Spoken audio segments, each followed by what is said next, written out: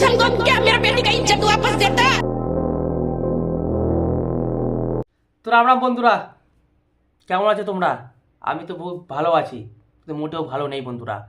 যেভাবে পশ্চিমবঙ্গ জ্বলছে, বিশেষ করে মুর্শিদাবাদ, কোন রাজ্যে বসবাস করছেন আপনারা? পশ্চিমবঙ্গ তো না দ্বিতীয় বাংলাদেশ? কমেন্টে জানাও দেখি। কারণ বাংলাদেশের পরিস্থিতি কিন্তু এরকম ছিল সেই যখন ছাত্র আন্দোলন হয়েছিল। এটা কীরকম আন্দোলন হচ্ছে? আমি মুসলিম ভাই বোনদের কাছে বা একটা সম্প্রদায়ের কাছে জিজ্ঞাসা করছি, এটা কীরকম ধরনের আন্দোলন তোমাদের ভাই? তবে আন্দোলন করার অধিকার সবার আছে, সাংবিধানিক সবাই অধিকার দিয়ে, সংবিধান তাকে সকলকে অধিকার দিয়েছে। কিন্তু যে আন্দোলনের নামে যে গুন্ডারাজ, উগ্রবাদী, জঙ্গির মতন আচরণ তোমাদের, এটা তো ভাই মেনে নেওয়া যায় না। এই আন্দোলন করলে তোমাদের ভাই কেউ সাপোর্ট করবে না। প্রথম কথা, কি হলো তাহলে? এই আন্দোলনে তোমরা কি পেলে? ফল কি হলো? 3 জন মরল। একটা ছেলে কত বছর বয়স, 16 বছরের, সে গুলিবিদ্ধ হলো, যেরকম নিউজ পাওয়া যাচ্ছে। আর 2 জনকে এই উগ্রবাদী যারা জনতা ছিল তারা কুপিয়ে খুন করলো, একজন পিতার এবং একজন ছেলেকে, সন্তানকে। তাহলে লাভটা কি হলো? আখেরে লাভটা কি হলো?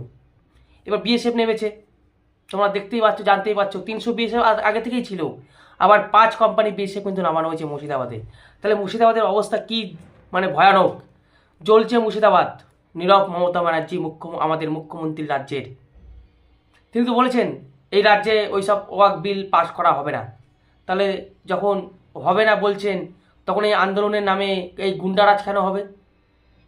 না না, জানতে হবে তো গুন্ডারাজ কেন হবে। তাহলে মুসলিম ভাইরাও কি বুঝতে পেরে গেছে যে মাননীয় মুখ্যমন্ত্রীর কোনো ক্ষমতা নেই, এখানে কোনো ক্ষমতা নেই? নাকি মাননীয় মুখ্যমন্ত্রী ইচ্ছা করে এটা করাচ্ছেন, যাতে 26,000 চাকরি বাতিল হয়েছে সেদিক থেকে নজরটা ঘোরানো যায় ওইদিকে? আমার তো তাই মনে হচ্ছে যে সংখ্যালঘু ভাইদের বা মুসলিম ভাইদের এখানে ব্যবহার করা হচ্ছে, আর ব্যবহার করছে তৃণমূল কংগ্রেস। আমার যেটুকু মনে হয়, তোমাদের কি মনে হয় কমেন্টে জানাতে পারো। আর যারা এই কাজটা করেছে, আমি তো বলবো যে বিএসএফ যারা নেমেছে তদন্ত করতে, এবং যতজন ভাই ধরা পড়বে, সে হিন্দু হোক মুসলিম হোক, দেখাদেখির কোনো দরকার নেই। কারা করেছে দেখো, যারা যারা ধরা পড়বে সকলের বাড়িতে বুলডোজার চালাতে হবে, সকলের বাড়িতে, সে হিন্দু হোক আর মুসলিম হোক, দেখাদেখি কোনো দরকার নেই। যারা করেছে এই ঘটনা, যারা ঘটিয়েছে এই ঘটনা, তদন্ত করে দেখতে হবে যে কারা ঘটালো। আন্দোলন হবে আন্দোলনের মতন, শান্তিপূর্ণ আন্দোলন, কিন্তু এই আন্দোলন তো কোনো কাম্য নয় পশ্চিমবঙ্গে।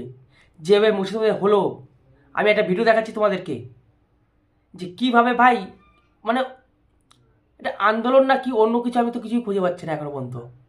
আন্দোলন নামে হিন্দুদের বাড়িতে ভাঙচুর হচ্ছে, হিন্দুদের মন্দির ভাঙচুর হচ্ছে, হিন্দুদের দোকান ঘর লুট হচ্ছে। বন্ধুরা, ভাবতে পারছো? আন্দোলনের নামে এরা ওয়াক বোর্ডের বিলটা যে কি সেটাই জানে না।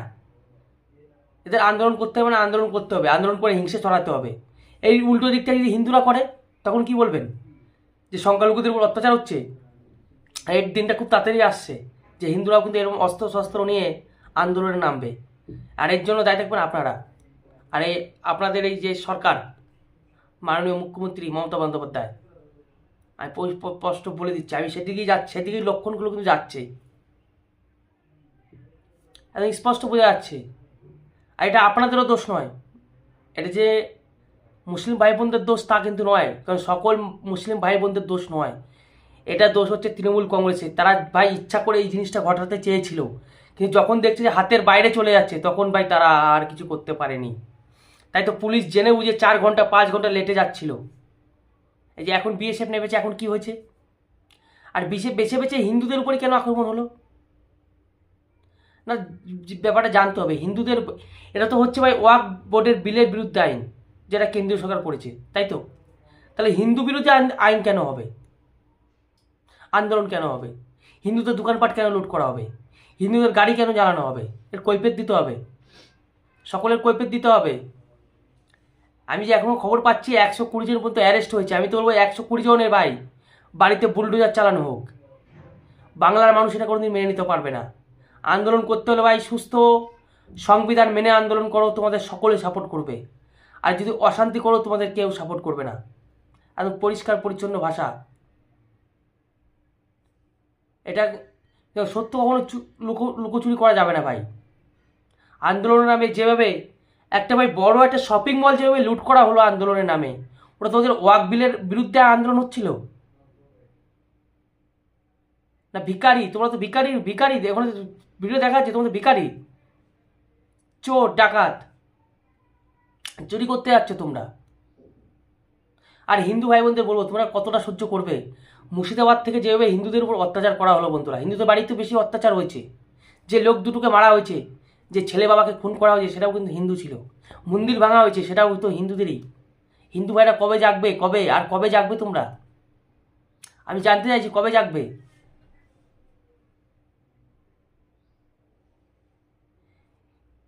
কি বলছেন এই মহিলা, ভদ্র মহিলা, যে ভিডিওটা দেখাবো দেখুন, যে এই সমস্ত উগ্র জঙ্গিদের হাত থেকে বাঁচতে তিনি কোথায় লুকিয়েছিলেন? ঘরের ছাদে তার মেয়েকে নিয়ে ভয়ে।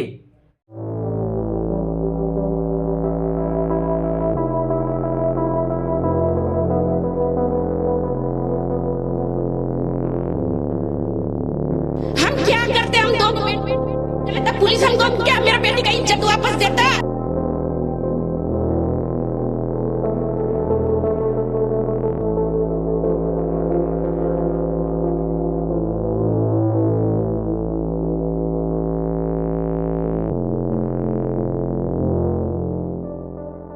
ধরেন আন্দোলনটা শুরু হয়েছে 8টার পরে, ঠিক আছে? আন্দোলন শুরু হওয়ার পরে তারপরে আমরা শাটার বন্ধ করে ভিতরে ছিলাম, তখন ঢিল পাটকেল এগুলো পড়ছিল। তখন আমি থানাকে জানালাম ফোন করে যে স্যার এই পরিস্থিতি, এখানে ঢিল পাটকেল চলছে, দোকানের উপর আক্রমণ চলছে। এবার উনি বলছেন ঠিক আছে যাচ্ছে লোক। এই উনাকে ফোন করেছি আমি 2-3বার কল করেছি স্যার, অলরেডি 5টা পর্যন্ত আমি ফোন করছি স্যার বাঁচান, আর আমার দোকান বাঁচবে না, কিন্তু 5টা পর্যন্ত কোনো কিছুর ব্যবস্থা নেই। 6টা 6:30 হয়ে গেছে, ওরা 2 ঘন্টা 3 ঘন্টা ধরে অত্যাচার করেছে এখানে এই এলাকায়, কিন্তু প্রশাসন আসেনি। হ্যাঁ, এবার প্রশাসনকে বলা হচ্ছে, প্রশাসন বলছে আমরা এন্ট্রি করতে পারছি না। এবার স্যার প্রশাসন যদি এন্ট্রি না করতে পারে তা আমরা কি করে বাঁচতে পারি? প্রশাসন যদি বলছে আমরা এন্ট্রি করতে পারছি না, ওখানে যেতে পারছি না, তাহলে আমি কি করে বাঁচতে পারি স্যার? নিরাপত্তা পুরো অভাব স্যার, আমি নিরাপত্তা বলতে কিছু পাইনি। না না, বাড়ি আমার বাড়ির ভিতরে ভেঙে বাড়ির ভিতরে ঢুকে গেছে, বাড়ির ভিতরে এই সামনেটা, এটা বাড়ির সামনে। দোকানটা আমারই, এই আমার স্বামী, ওইটা আমার বাড়ি, আমার বাড়ির নিচে চলেন আসুন।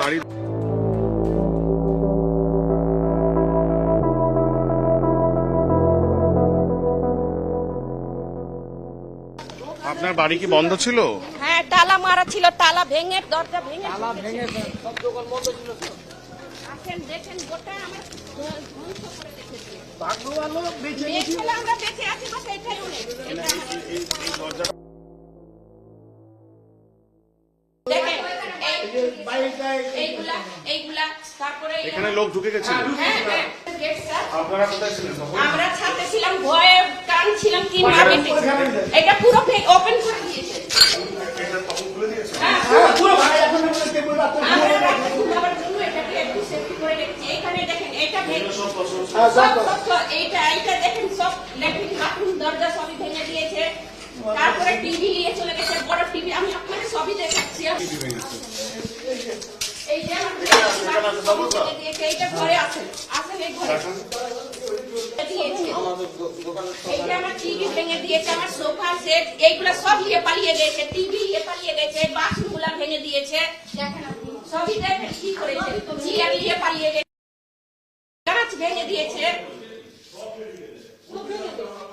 पीछे मेरा दरवाजा है, सामने का बहुत कोशिश किया है तोड़ने के लिए, लेकिन सामने तोड़ नहीं पाया, पीछे से तोड़ के ढुका हुआ है। उसके पहले सबसे पहले आके मेरे बाइक को मारा, उसके एक रूम को मारा है। उसके बाद ये दरवाजा खोल के यहाँ ढुक के पूरा तहस नहस कर दिया, मेरा गद्दा चोरी किया, मेरा चेयर चोरी किया, टीवी चोरी किया, मेरा पूरा घर को बर्बाद किया। छत में ढुकने का कोशिश किया है। हम 2 लड़की लेकर जान में हाथ लेके कांप रहे हैं, भगवान भगवान कर रहे हैं। मेरा हस्बैंड नहीं है, मेरा बेटा नहीं है, हम कैसे, उस समय हमारे घर में कोई अटैक कर देता क्या करते? बोलिए आप लोग, कोई पुलिस, सिर्फ हम हमारे बेटी थे और मेरे हस्बैंड दुकान में अटके हुए थे। हम क्या करते? हम 2 बेटी चले तब पुलिस हमको क्या मेरा बेटी का इज्जत वापस देता? एक जन था जब उसको संभाल लेते, 3 लड़की लेके हम कैसे कहां पर जाते बोलिए?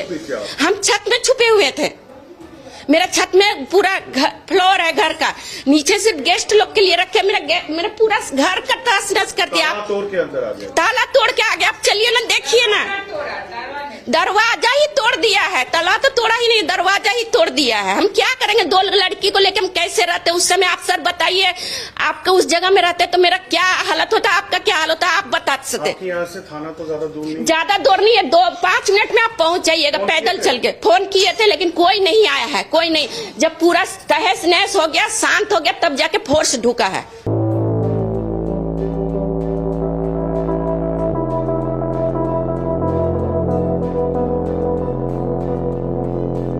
कभी नहीं हुआ है, कभी कोई सेटर नहीं तोड़ा, ताला नहीं तोड़ा, धक्का नहीं मारा, कभी नहीं हुआ। তাহলে কতটা ভয়ে আছেন ওইখানে হিন্দুরা, এবং তারা রীতিমতো বলছে যে এই পশ্চিমবঙ্গ মমতা ব্যানার্জির সরকার দিয়ে শাসন এখানে চলবে না, এই রাষ্ট্রপতি শাসন লাগবে। আমি তো বলবো ইতিমধ্যে মুর্শিদাবাদে রাষ্ট্রপতি শাসন জারি হোক, এবং যারা যারা এই সঙ্গে যুক্ত তাদের সকলের বাড়িতে বুলডোজার চালানো হোক। অনেক হয়েছে, আর নয়। আন্দোলন হবে আন্দোলনের মতন, আন্দোলন নামে যদি কেউ যদি এইসব বদমাইশি করার চেষ্টা করে তাদেরকে উচিত শিক্ষা দিতে হবে বন্ধুরা। এটা হিন্দু বিরোধী আন্দোলন হচ্ছে, এবার তো হিন্দুরা যদি নামে তখন কি করবেন? আর বিজেপি কেন আসবে? বিজেপি কেন তোমাদেরকে সাহায্য করবে ভাই? বিজেপি কি শুধু হিন্দুদের ঠিকা নিয়ে বসে আছে নাকি? যা কিছু করছে দেখি বিজেপি করছে। কেন তৃণমূল কোথায় গেল? তৃণমূলে কেউ হিন্দু নাই, কংগ্রেসে কেউ হিন্দু নাই, সিপিএমে কেউ হিন্দু নাই, তারা যে কোথায় গেছে? তারা যে কোথায় গেছে? যারা শুধু বিজেপিতে হিন্দু, বিজেপি কেন শুধু হিন্দু করবে? কেন এই যে ওয়াকফ বোর্ডের যে বিলের যে আন্দোলন হচ্ছে, এটা সম্পূর্ণ তো হিন্দু বিরোধী আন্দোলন হচ্ছে, হিন্দুদের বাড়িঘর ভাঙা হচ্ছে। এর কৈফিয়ত কে দেবে? মাননীয় মুখ্যমন্ত্রী। তার নেতামন্ত্রীরা কি করছে? কেন তারা আজকে প্রতিবাদ করবে না? কেন অ্যারেস্ট হবে না? আর যারা অ্যারেস্ট হবে তাদের কঠোর শাস্তির দাবি জানাচ্ছি আমি, কঠোর শাস্তি দিতে হবে বন্ধুরা। কারণ আন্দোলন করার সবার অধিকার আছে, আমি আবারও বলছি, কোনো আন্দোলনকে আমি ছোট করছি না, সবার অধিকার আছে আন্দোলন করার। কিন্তু আন্দোলন করার নামে এইভাবে চুরি, লুট, দাঙ্গা লাগানোর যে চেষ্টা, আপনারা কি দাঙ্গা চাইছেন নাকি? কোনো সম্প্রদায়ের মানুষ মনে হচ্ছে দাঙ্গা চাইছেন। দাঙ্গা হলে 1946 সালের কথা মনে আছে তো? 1946 সালের কথাটা মনে করে রাখো।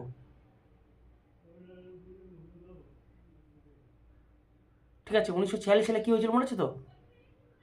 সেই 46 সালটাকে একটু মনে করো, তাহলে তোমরা বুঝতে পেরে যাবে।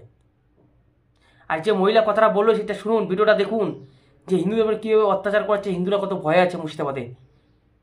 আমাদের কিছু একটা ব্যবস্থা করতে হবে, বা সরকারকে ব্যবস্থা করতে হবে, সরকারকে।